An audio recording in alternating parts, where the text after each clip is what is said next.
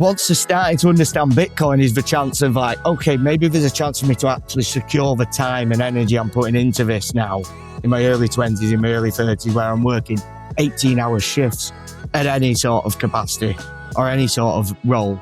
As long as that energy I'm saving there in, let's say, Bitcoin, gold, whatever it is going up in value over the long term, my life's going to be better in 10 years' time than it is today.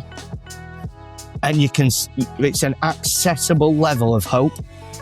The property for 700 grand in London is not an accessible level of hope anymore. And they're not going to, it's not going to feel good putting a deposit down on that and hoping that in 10 years' time that property is worth 7 million and the one next door is as well.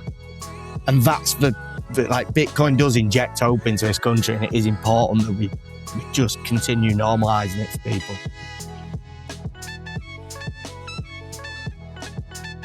Hello, Jez, Joe, and Scott. How you guys doing?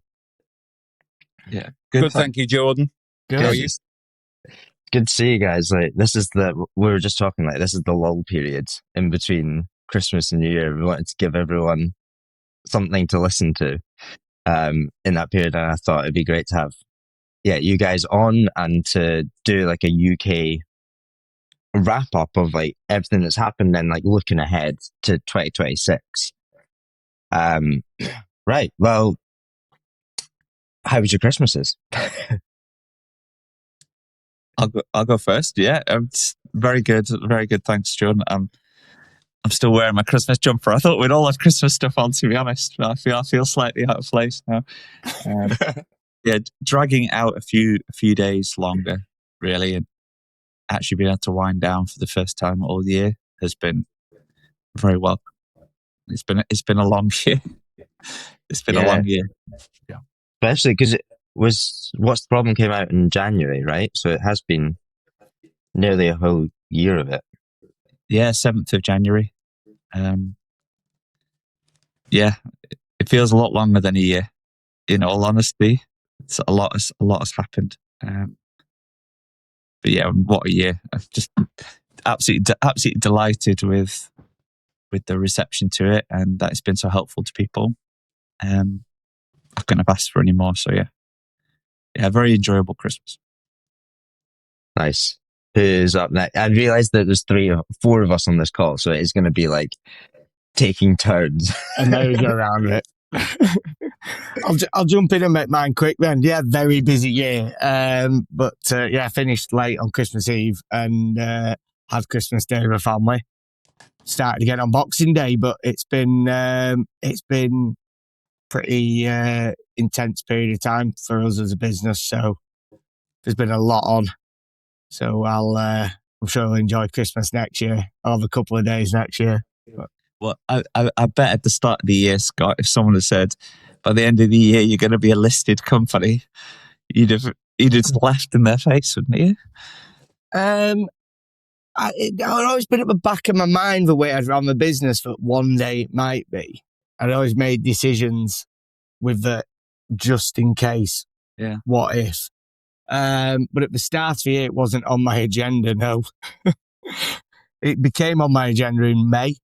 Yeah. And if someone had said to me in May, you'll be a listed business in December, I'd have said, no, we'll be a listed business in August.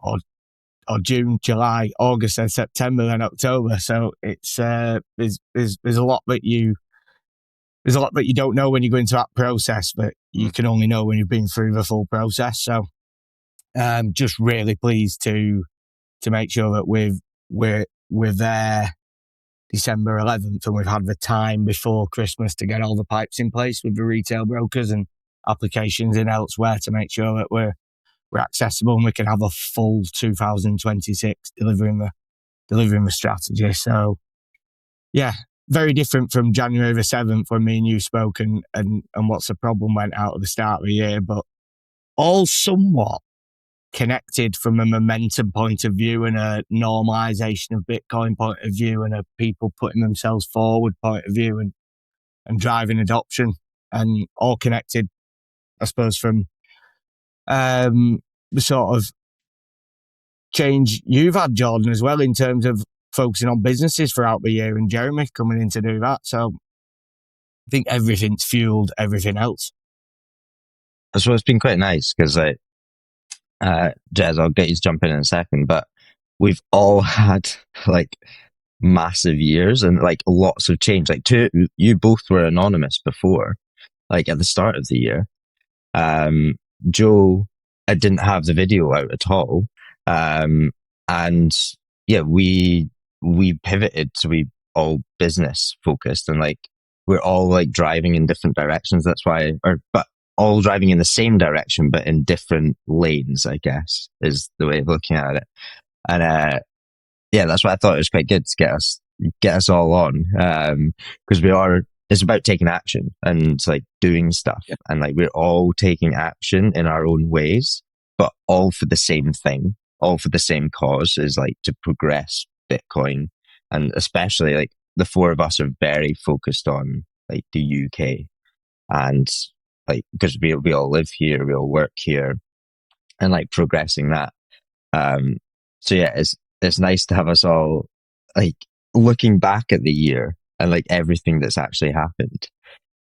Jez, I muted you. Sorry, you're gonna have to unmute you because it was echoing. There we go. There we go. Hello.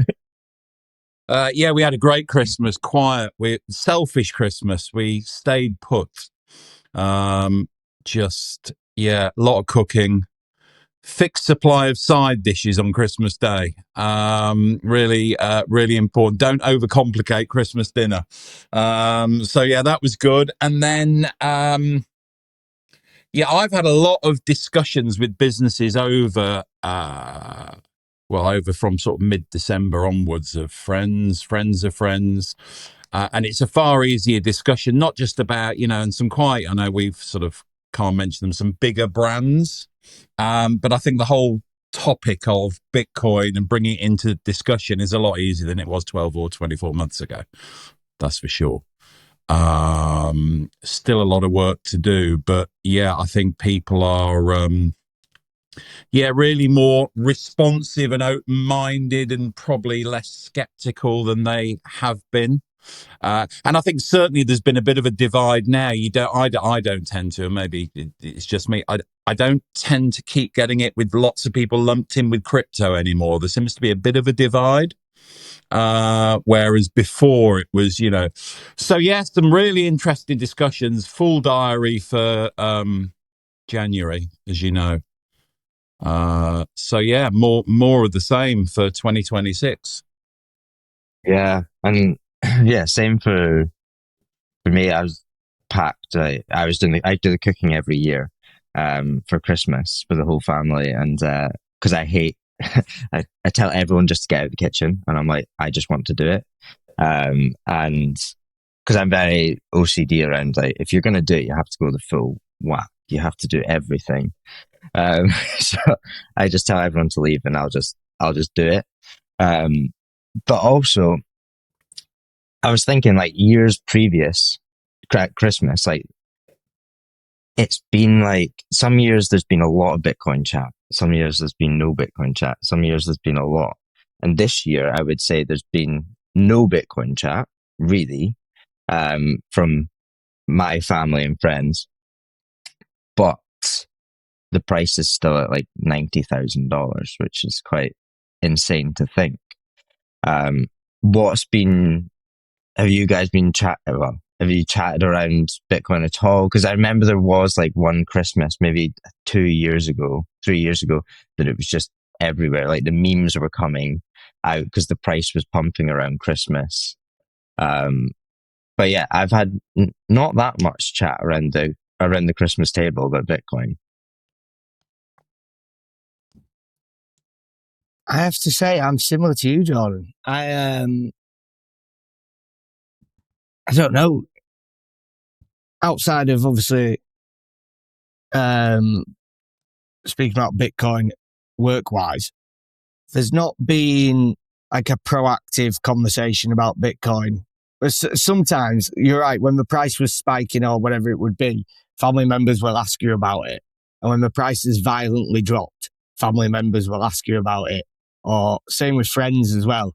They'll bring up the conversation if it's shot up in value, and they'll bring up the conversation if it's gone significantly down in value.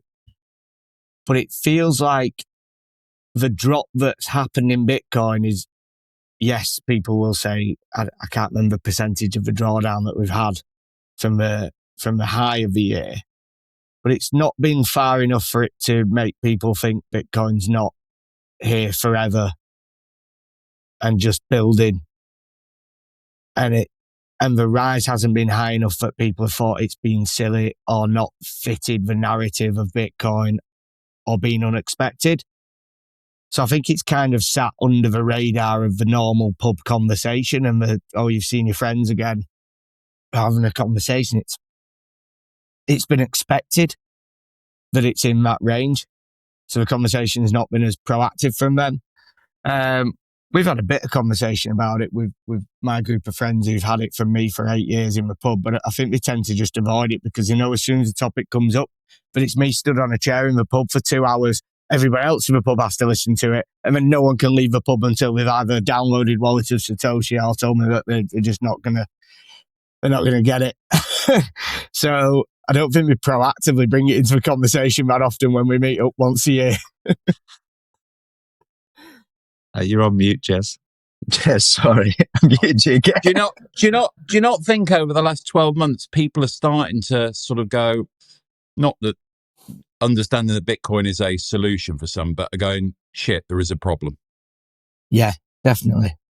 Those same friends those same friends are considering how to allocate capital. We've never considered allocating capital before. And what I mean by that is savings accounts quite clearly are not a solution to anybody's long-term problem. So the conversation's happening. And their skepticism's completely died off. It's not skepticism anymore. It's just a fear of, I don't know this. I don't know how to buy it. I don't know how to store it. And there's a couple of things I'm not quite sure about. My most risk-adverse friend is really senior he's like project director for health and safety in nuclear. And he's been the most skeptical person. I don't see him very often. And he was saying it boiled down to the only thing that he is worried about with Bitcoin now is how can you be absolutely sure there's only 21 million of them? And I suppose that's quite a tough answer to fire back on in one sentence. There's a lot of different areas of Bitcoin to understand before you can really understand why that is hard capped to give someone the answer in the pub. So give him some material to have a look at. He was saying when I've looked for material on the subject, I get either extreme against or extreme for speakers on the subject. He says it's hard to find that like pragmatic sitting in the middle educational material. So he's watching What's the Problem this week, if he actually clicks the link and watches it, Joe. Yeah. But I think he's probably got a point there that there are a set of people who are skeptical, but don't want to see someone who's evangelist level behind Bitcoin and absolutely opposed to Bitcoin and just want to see good material that's balanced view. It's hard to be balanced on Bitcoin when you understand it. It is. It's about more and more normalisation, though, isn't it? Less and less about shouting and high energy and trying like a salesman role, and more just detached, calm explanation, because people realise there's a problem, right? And especially in the UK, I mean, people watching this in the UK will realise how much things have deteriorated in the last 12 months. People outside the UK may not be quite aware of that, but it's material. And you can feel everything is breaking. Everything is just corroding. It's getting worse. And it's accelerating. Like, it's not just the direction of travel, it's the speed. And so I feel like that's probably the biggest change this year, is that people are becoming increasingly aware of something's just not right. And they're looking for the answer as to why it's not right. And when you have, in the UK, you have the Labour government come in and just make an absolute pig's ear of everything and make the Tories look competent. It draws a lot of attention from the public onto some of the things which then, when they really think about it, leads them to Bitcoin. Whereas before, it might have been second on their list, third on their list, fourth on their list, the things which are one step away from asking the right question. They're now top of the list. And so they're just one step away, one tap on the shoulder away from walking through that door. And I think that's the biggest change from this year. I think, from a price perspective, we're a couple of percent away from where we were at the start of the year. It's basically gone nowhere. And it's gone up a bit, it's gone down a bit, but it's unchanged. So there's no, frenzy, there's no speculation. People around the dinner table are going, talking about meme coins and all of that. Like I haven't heard any of that at all. But gold is going up, like silver is going up. The stuff which people don't question has value. Like they're making all-time highs. Like silver's almost doubled in the last 6 weeks or so. Few days, it's gone up ridiculously. But people don't Not question. ridiculously, sorry. Actually, it's gone up to reflect the fact that it's a hard asset. Yeah, but people don't question that they have value. And then when those things start going up, it then triggers like, why are they going up? Questions in people's minds. And then when they have that against the deterioration of everything, they're like, okay. This is, my spidey senses are aligning here that something is not right. And which will, bring them closer to Bitcoin. So I think that's the biggest change really over the last 12 months for me.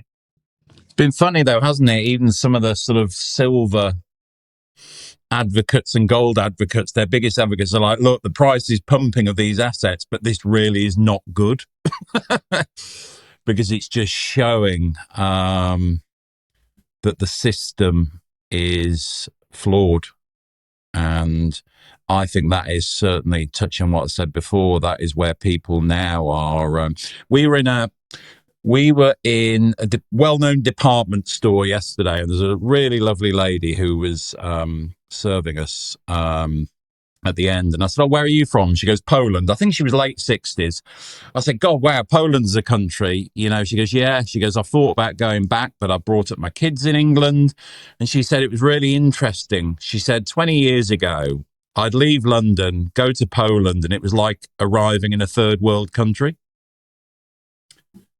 She said, now, when I go and see my relatives in Poland and fly back to London, it's like arriving in a third world country in 20 years. And I was like, crikey. My daughter was there and she goes, what's a third world country? I was like, okay, yeah. But it's frightening. It's really worrying. And I think everyone is now sort of spotting it and saying, well, okay, this probably makes, the discussions around Bitcoin and things a lot easier than they were. Yeah. Yeah. Like, I think that's so, like, the precious metals, like gold and silver, like pumping. Do you think that's like doing a lot of the, I guess, marketing for Bitcoin? Because it is like, you're seeing like the Financial Times now talking about like the debasement trade, and like on Wall Street, the debasement trade is a thing now. And it's like, that is highlighting why they're pumping, and like there is a problem with the fiat currency. Because that's why we're kind of in Bitcoin, or one of the reasons why we're in Bitcoin is because we realize that the money is broken. And yeah, by precious metals, or let's just say gold and silver, by them pumping it, it's just like the alarm, right? I think Larry said that on the last podcast I did with him. of that is sounding the alarm that there's something wrong in the current system that we're working in that people are trying to get out of. And I think by them pumping that's really doing a lot of the marketing for Bitcoin, because I'm getting people coming to me and saying, "Oh, should I be buying gold and silver now?"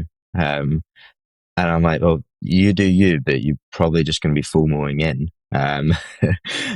I'll stick to I'll stick to Bitcoin because I believe it's better. But I'm getting people coming to me and saying, "Okay, well, should I be investing in these things?" And it's helping the conversation along. And then to the other point as well, like people being more open and curious. Like we saw that, Jez, at the business show, and I think we're all kind of seeing it as well, is that people and businesses are more open to Bitcoin, the idea of Bitcoin now. Because we went into that business show thinking, okay, well, I did it, certainly. I was like, how many times am I going to hear the word scam, Ponzi scheme? And just like, oh, it's crashed, hasn't it? That's always the one, isn't it? It's like, oh, it's down. Are you okay? But we didn't hear any of that. I came out just cheesing because I was like, oh, wow, okay. People are a lot more open to this thing than I think I thought.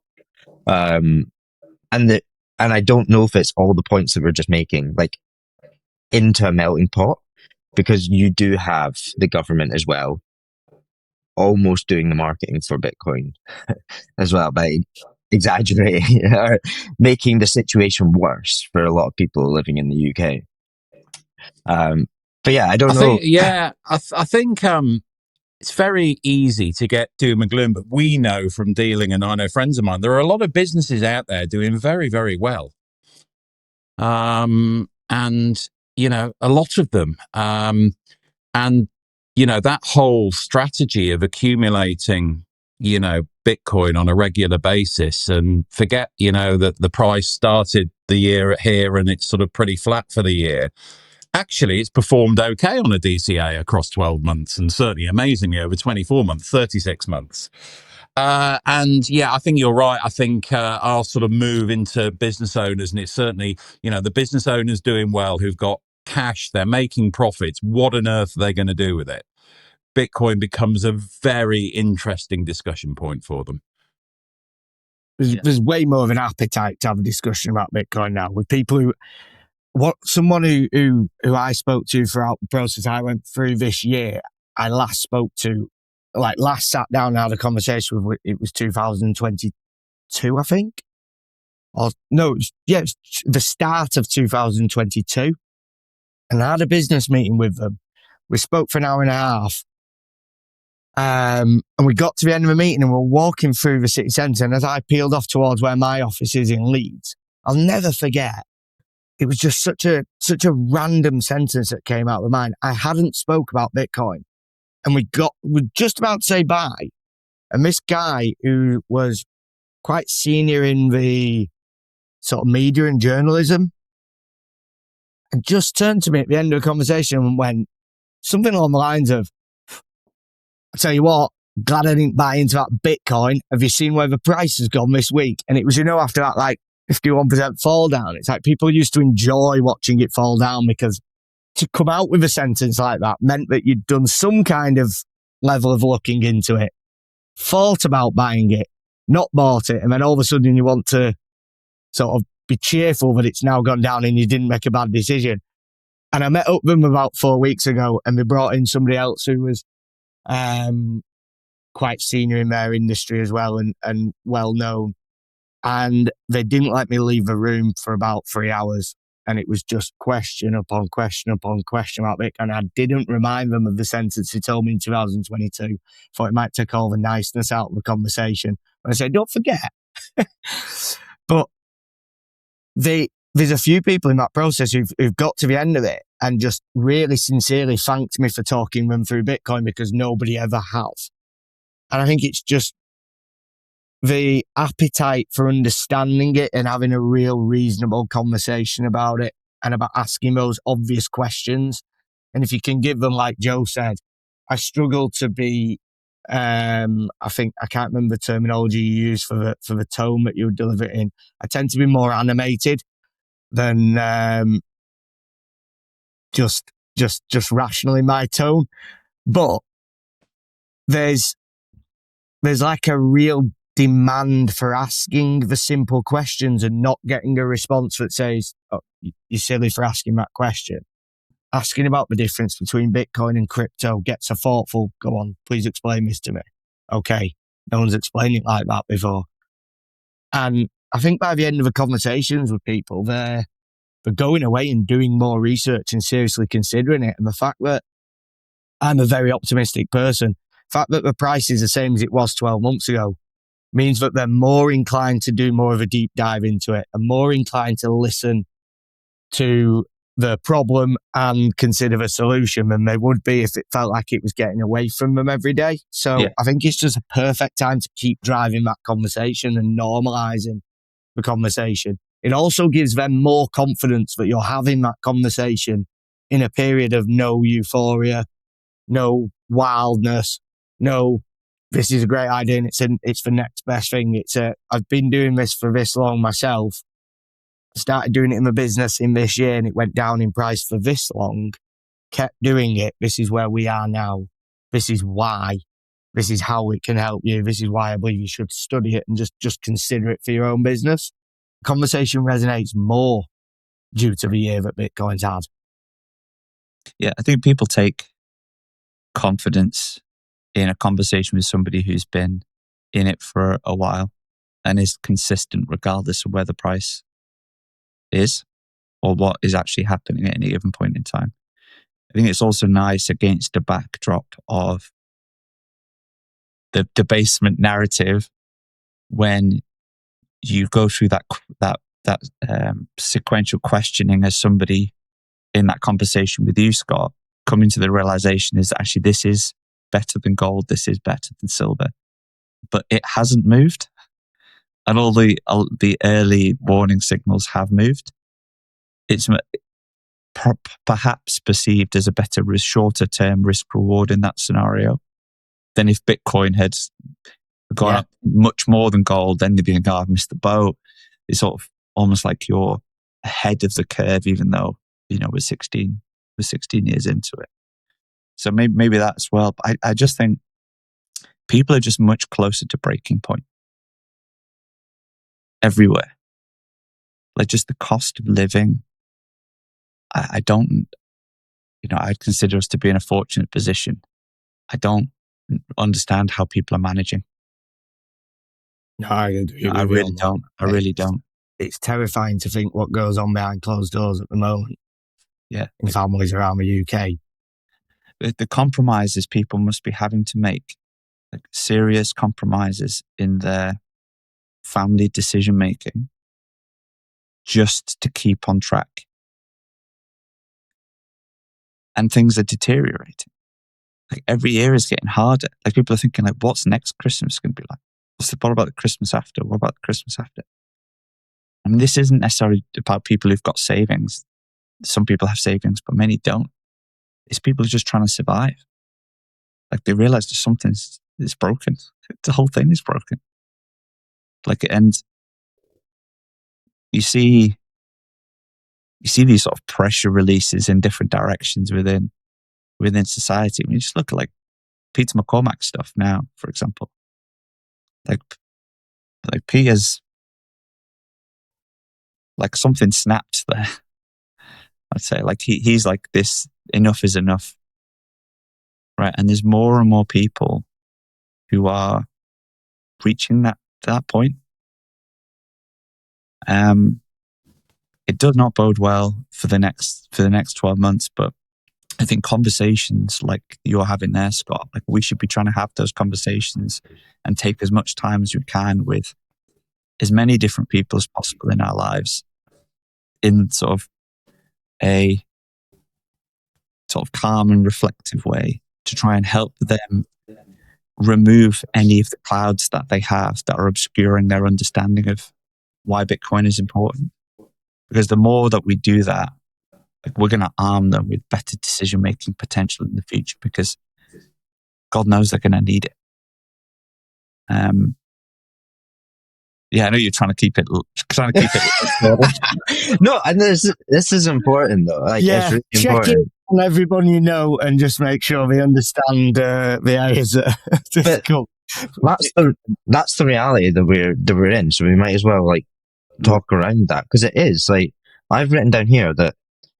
Sorry, Jet, I'm gonna have to mute you for a sec, just because I can't compete with my own voice. But I know families that have 5 jobs between them, and there's 2 of them. So he works 3 jobs, he works 2 jobs, and like they're doing that to like maintain, like their life and like manage to like keep up. It's not like they're doing that to get really far ahead. It's like, okay, well, we need to do that. Especially around Christmas time, like getting those temp jobs and stuff like that, to be able to actually give presents at Christmas. So it is getting harder. And one thing you both touched on there was like the education. So for one, I think the education around Bitcoin is getting better. I would say that over the last 5 years, let's say, because more people are coming in, there's different ways to communicate it. There is the education is getting better. I wrote a piece, I want to say maybe 4 years ago, 3 or 4 years ago, and it was like, Bitcoin has a marketing problem. and it was essentially saying that, like, everyone was saying education is key, but I was like, well, education is key, but it's the way that you communicate it is more important. And I think those conversations are turning into what you, Scott, you highlighted there. Like, it's so important how you talk to people now about Bitcoin, and how you actually tell that story. And being in Bitcoin for a long period of time really helps, because people are like, oh, you've seen this go down, you've seen it go up, you've been on that roller coaster, rather than the euphoria stage of a cycle, and you're just like, yeah, you need to buy it, you need to get in. That doesn't help. Like, it's actually easier to educate people on it in times like this, I find anyway. Yeah.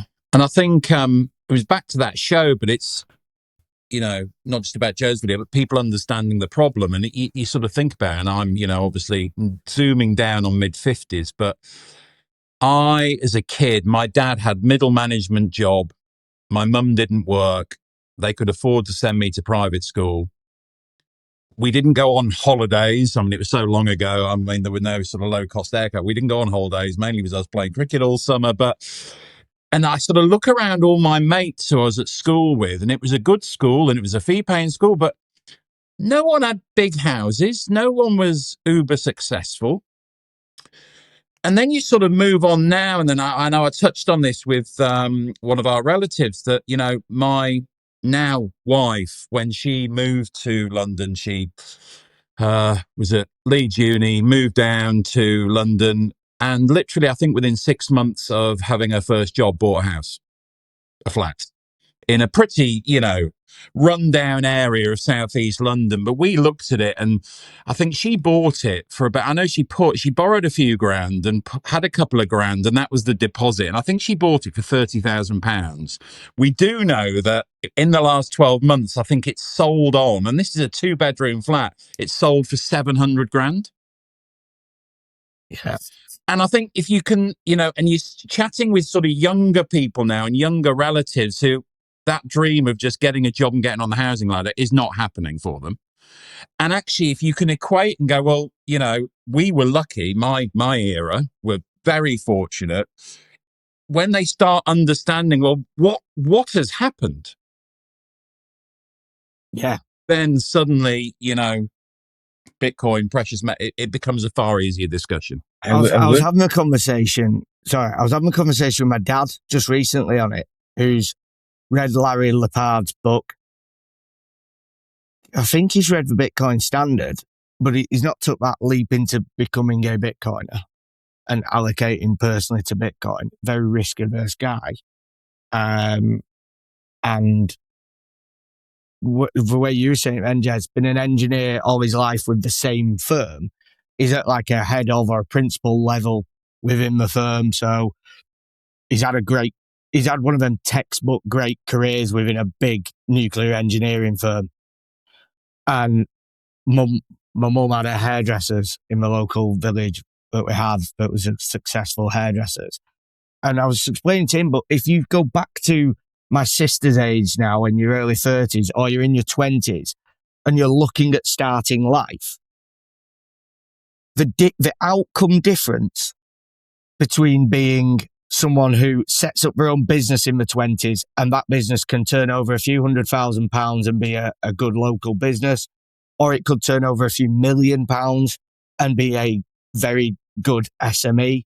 It could turn over multi-millions of pounds, or whether you become an engineer, a doctor, a dentist, a surgeon, or you work as a sales rep in an industry, as a field service engineer, whatever it is, the outcomes for all of those people are pretty much the same in 5 or 10 years' time.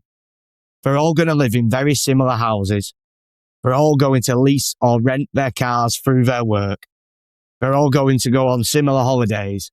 And there's not like an incentive to you mentioned the people who had 5 different jobs there, Jordan. I'm assuming they're jobs where they're not necessarily managing a large team in all of those different roles. But they're probably fighting for the same outcome as someone who's a GP or who's an engineer or who's a dentist. They're all, it's like the difference between not bothering in the country at the moment and trying really, really hard is a very similar outcome. So once they're starting to understand Bitcoin is the chance of like, okay, maybe there's a chance for me to actually secure the time and energy I'm putting into this now in my early 20s, in my early 30s, where I'm working 18-hour shifts at any sort of capacity or any sort of role. As long as that energy I'm saving there in, let's say, Bitcoin, gold, whatever it is going up in value over the long term, my life's going to be better in 10 years' time than it is today. And it's an accessible level of hope. The property for 700 grand in London is not an accessible level of hope anymore. And they're not going to, it's not going to feel good putting a deposit down on that and hoping that in 10 years' time, that property is worth 7 million and the one next door is as well. And that's like Bitcoin does inject hope into this country, and it is important that we just continue normalizing it for people. Very well said, Scott. I mean, I suspect we would all say we're far more hopeful now that we have Bitcoin in our lives than we were before. Like I would hate to be in a position where I didn't get Bitcoin.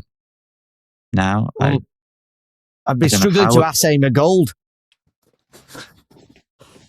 I think I'd be struggling to understand what to make of the world. And like, it would be very depressing because it is just total corrosion all the time. And the slip into socialism, which is going to destroy everything just faster than it was already being destroyed. When you talk about young people now and trying to get started, Scott, like, even if you can get enough deposit from friends, family, loans through up to your eyeballs. If you buy a house for 700,000 in London, you've basically tied yourself to that for the rest of your life. All your earning power is about paying down that debt, which means that you've got very limited excess capital to save, build a business, invest, start a family, all of these things. Like, the level of opportunity cost now with any decision is monstrous. You go back to Jez's example, 30,000 obviously was still expensive at the time relative to your wife's starting salary probably, but not very much, not compared to 700,000 now. There wasn't that opportunity cost decision that you had to make up front, which affected the rest of your life so dramatically. Whereas now it's like, if you want a house, you can't have children. And it's like, you shouldn't have to make those compromises. This is what is destroying everything. It's absolutely shocking. Absolutely shocking. And you cannot rely on the state for anything other than to steal everything you have. Your time, your energy, your money, your savings, your quality of life, everything. They're going to steal everything. And more people are waking up to that fact. And like you say, Scott, like if you have something that you can unilaterally save all your energy in and know that is beyond the reach of the state, that is a very affirming thing to do. Like you then feel like you have some foundations that you can start making some longer term decisions on, which you lack elsewhere. And so, yeah, in short, I just agree with you. Yeah. No, yeah. Unless you're an anomaly in the UK, it's very difficult at the moment to come out of university, I would imagine, and think, you know what, I'm going to work hard for the next 5 years and I'm going to make it. You've got to either have a business that goes absolutely wild, you've got to invent Revolut, or you've got to win the lottery, or you've got to be stood waiting for, even waiting for inheritance now is probably not a comfortable feeling. But it's there's got to be that competition and that excitement and that outlet for people with creativity to have the hope that I put it in and I get it back out. Well, a couple of things on that, Scott. Well, that mechanism is broken now in the UK. Like we have given up on excellence. Full stop. Like excellence is no longer celebrated. It is no longer encouraged. To outperform in any way is to be a demonstration of an unfair system. Right? You cannot have freedom and equality of outcome. Like you have to choose one of them. Right? And what we're going to end up seeing, and we're already seeing it, is like the conversation Jez had with the Polish lady in the shops. Just like the Poles were coming here 20 years ago, we're going to have the best and brightest of the UK going somewhere else for a better life. It is just cycles. It swings back the other way a little bit, doesn't it? We're not devoid of competitive people. We do have a lot of them. It's just that you just can't see it, and they're just not encouraged, and they're not given a platform to publicly state, this is what I want to do and this is how I want to do it. I was thinking, I've seen it over 10 years in my office. We get people who come in and it is competitive. You know what I mean? And you feel like there are other businesses like that where you earn dependent on how good you are, not what age you are, not what previous experience you've got, not how long you've been in the business. You earn based on performance over the year. I think you're right in that it's not celebrated. It sometimes even gets questioned in the UK. Yeah. And over 10 years, when you're interviewing people who've left university with master's degrees and things for the role, they seem to have been trained to not expect that outcome. So, but I go back 6 or 7 years. I remember we employed somebody who'd employed 2 people. One had spoke at some European event. One had won best essay at Cambridge. We both came into a group of like 4 trainees at the same time. And within a few weeks, for 2 who'd been through that environment where they'd been, told you get given this because of this, it was like, it was an expectation that they should be given more if they hadn't produced any results. It's like, it's not how the world works in here. Well, it's how the world increasingly works. Yeah. Right. It increasingly works when you don't have people in decision-making positions who have business experience. The free market is the best teacher, right? If you fail, you fail. If you succeed, you get more capital to further succeed or to further attempts to succeed. It's a living organism, right? It's evolution. If you stop allowing people who have demonstrated they're good capital allocators from allocating more capital, and you give that to people who have never allocated capital before, who want to allocate it in a different way, then you're just destroying capital. You're destroying outcomes for everybody, and people leave. This is, you see this at like the tip of the spear, Scott, in your industry, because there is no room for carrying dead weight. It's like you have to perform, or else you can't be around. I'm fortunate that I'm in the industry I'm in, but we're also, we see every other industry, or most of them. It feels like every other industry. I mean, I don't get a feel for, I probably do get a feel for hospitality in general, just because of friends I've been working in that industry, but across professional services, across engineering, across logistics, you get a feel for different things. And over the years, in the last 10 years, I've seen that bad capital allocation at times, where it's a private equity firm. This happened a lot over the last decade. Private equity firm pouring money into something because it hits ESG targets. Yeah. And you're like, how you're talking to them about the business plan. How is this making, this wouldn't be surviving if it wasn't for these subsidies or these loans or these grants. Yeah.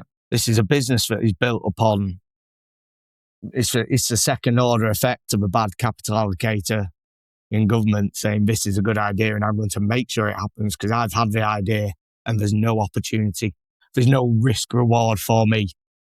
Yeah. As the politician deciding that this is the good idea. If it goes wrong, it's not their money anyway. Mm-hmm. It's back to what you said before, Joe, about just, imagine not having the opportunity to understand Bitcoin. And I sort of, whilst I've taken a step back from the day-to-day business, it's like, I think Jordan, you spoke once about McDonald's, that the guy Ray Kroc was interviewed and someone said, "Oh, you're in the burger business." And he said, "No, I'm not. I'm in the real estate business." And my day-to-day business has no asset value, but it's a good cash generating business. And I think the real switch I've had the last sort of 18 months from getting through the challenges COVID provided is, my business now, I get up with a spring in my step and have a team oversee it, because all I'm trying to do is that business to generate profits, to add more Bitcoin to the balance sheet. That is the sole purpose of that business. Make sure the staff are paid well, treated well, like yours, Scott. It's a sales environment, so they succeed or they don't. There's no, halfway house. We look after our employees. We've had people working with us a long, long time. But the real switch now is, how can I responsibly and aggressively accumulate as much Bitcoin as is humanly possible through this vehicle? And that really does give you a spring in your step. Yeah. It's optimism. Right. Yeah, Joe, if I didn't, I mean, I can't imagine a world where I didn't understand Bitcoin and didn't discover Bitcoin. How depressing that would be, having got to where I've got to in my understanding and my conviction in it. And you think, people are coming to that now. And Jordan, you were talking about gold and silver. I think gold's great. It's got a great history behind it and all that kind of thing. But if I wanted to save in gold, that younger person or that ambitious person who's thinking, well, I can't save up enough for a deposit for this £700,000 flat example in London. And if I do save up enough for that deposit, then the stamp duty is this, then I bought the house, then I can't insure the house. But just every week and every month, can I invest or save in something for the long term that's going to benefit me over the long term? when my friends mention gold to me, Jordan, my first question is just, how are you going to buy it? Let them talk through that. How are you going to store it? Let them talk through that. And then obviously you get to the holes of, I'm going to buy it on the ETF. Okay, where is it? Okay. So if the country continues going how you think it's going, and you've said to me that you may want to one day go and work in Dubai, how are you going to get it there? Well, I'll just open my account over there, won't I? All right, okay. What's the tax cost of and using it while you're up? Like the questioning of it, it's so much harder to buy, hold, check that you own it, take it with you. And Bitcoin is that solution for doesn't matter whether you're buying 50p a day, £1 a day, £10 a day, £5 a day, £10 a week, £100 a week. Doesn't matter what level of the career spectrum you're on, what level of starting point you're coming into Bitcoin on. It just provides purpose to get up in the morning and work for a better future for you and your family. And you've seen that this year. Like the four of us on this call, like we've all probably feel like we've achieved something personally this year. Like with respect to helping Bitcoin succeed, helping others find Bitcoin, inject hope into the lives of other people in the same way that we've experienced it through Bitcoin. But also many people listening to this, and we've seen this throughout the UK community, are also doing the same thing. It's like the percentage of like productive, active people in our community is incredibly high. You know, when we join the spaces or we go to conferences, most people have done something or are doing something. They may not be doing it full time, but they're writing a book, or they're educating in schools, or they've started a podcast, or they're creating a board game, or they're doing something to try and help other people understand. And it's amazing. I mean, like the amount that we've covered in the last 12 months in the UK, and we're starting from a small position, small place. But it is amazing. Like next 2026 is going to be big as well, and 2027 will be even bigger, because like the foundations that you guys are putting in, Jordan, Jez, around the Bitcoin Business Network as well, I think then provides a foundation not just for individuals as a way to find how Bitcoin can benefit them, but then businesses. And then businesses bring on more people. Like more businesses get empowered by Bitcoin. Their staff then see the outperformance. They get interested. They start learning about it. And then this thing spreads. I mean, you can sort of see the infection rate is like materially high. You know, Bitcoin as a positive virus sweeping through society has a very high infection rate. And I was just going to say survival rate is pretty low, but that's not the right way to term it. But you know, conversion rate is pretty high. Yeah. So, you know. And conversion rate's high. It's forced. It's kind of, you're incentivized looking at it. In my industry, I'm expecting that there's been a lot of conversations I'm unaware of about Bitcoin within competitors, and that's good. And there's certainly been people who've had conversations directly with me from competitors who wouldn't usually have had the conversation with me about considering it for their own businesses. And yeah, I think we've got a wild amount of progress ahead of us this year because of the environment we're moving into, which is it feels like everything's been hidden away over Christmas. A lot of big things. You mentioned earlier before the call, Jordan, the ECB sort of dropping in their digital currency over Christmas. Then you've got silver spiking in price over Christmas. You've got all these things that are just got rumblings of something in the fiat system is breaking, and we're going to have a 2026 where it becomes normal to discuss debasement, normal to expect high inflation, normal to look for ways to allocate capital that protects you against it. Gold, silver are getting talked about in pubs and around family Christmases. Bitcoin is going to be as well. And as important as it is for everybody to, I suppose, as on this call where you say you get up in the morning and you want to get as much Bitcoin as possible for the profitable business, Jez, as obviously I do as well, want to make sure that we've got as much Bitcoin as possible by the end of 2026. But it's more important that 1,000 businesses own one or some Bitcoin at the end of 2026, and that those 1,000 businesses employ 10,000 staff who then know and understand that their business is allocated to Bitcoin. And by the end of 2026, I just think it's going to be getting the credit it deserves for what it can do for society over the long term. Yeah, I honestly, I couldn't agree with what you both said more there. And like, I wrote down a few notes.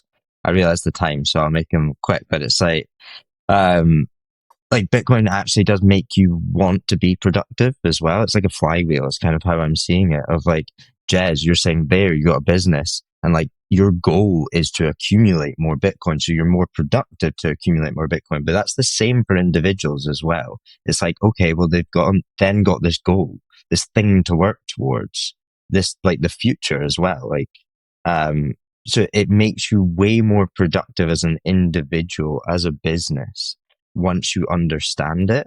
And I think that's like, as we're seeing the system like deteriorate and people realize what Bitcoin is more, like we're seeing that productivity actually come back.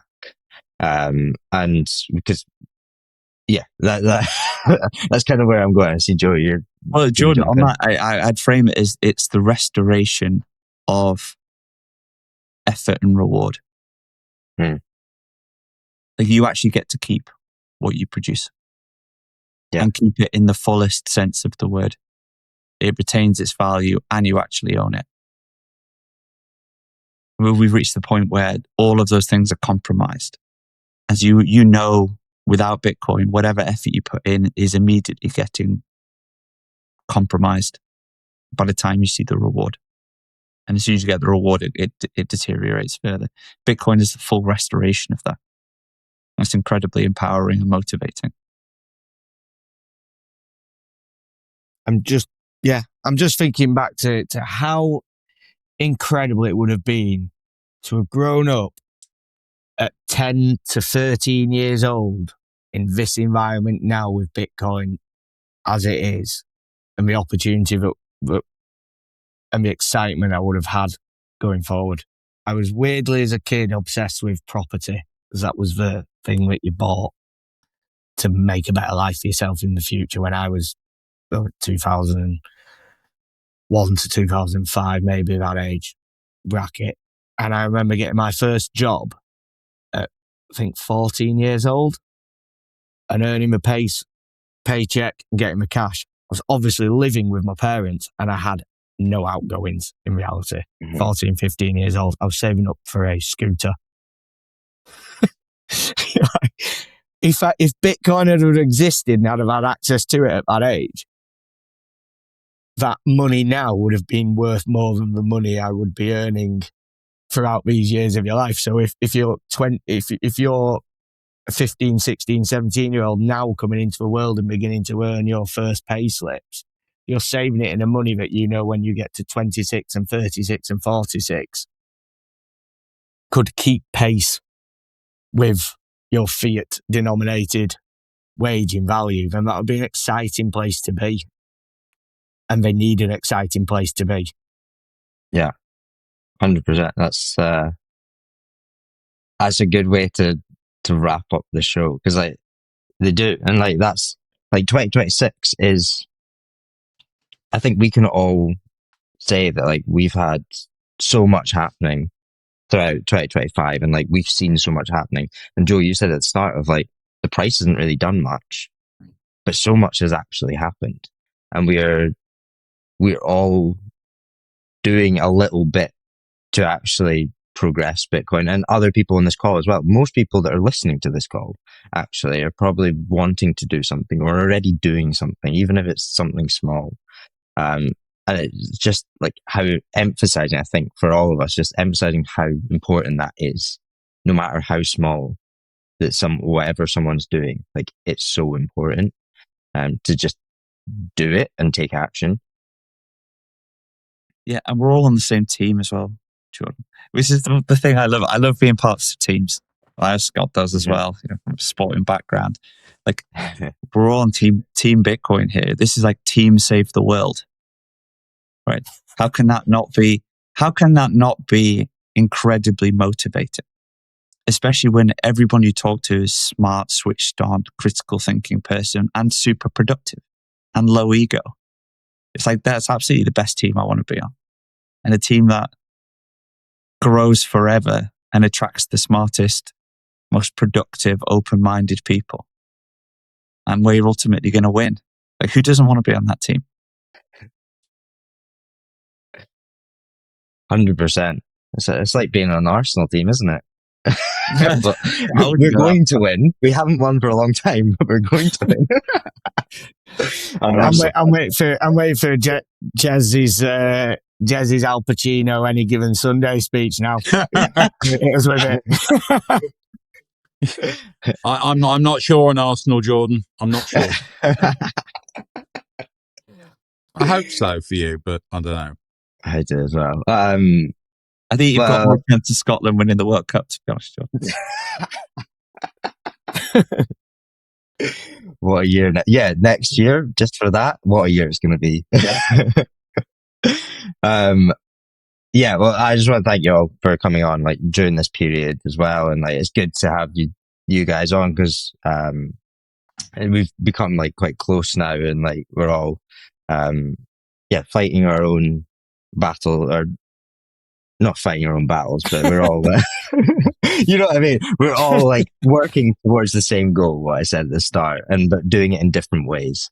But I think we're all, on the same page with everything that's happening, and like how important businesses are to actually understanding, or actually helping push us forward, in the UK especially. So I want to thank you guys like very much, and say Merry Christmas, and have a Happy New Year, and Happy New Year to everyone listening as well. Well, thanks for having us on, Jordan. Lovely to chat with you. I've missed you all over Christmas. Thanks, mate. Thanks, Jordan. I will see you in the office next week. Well, indeed. All right. Thanks, guys. Happy New Year. Happy New Year. Bye.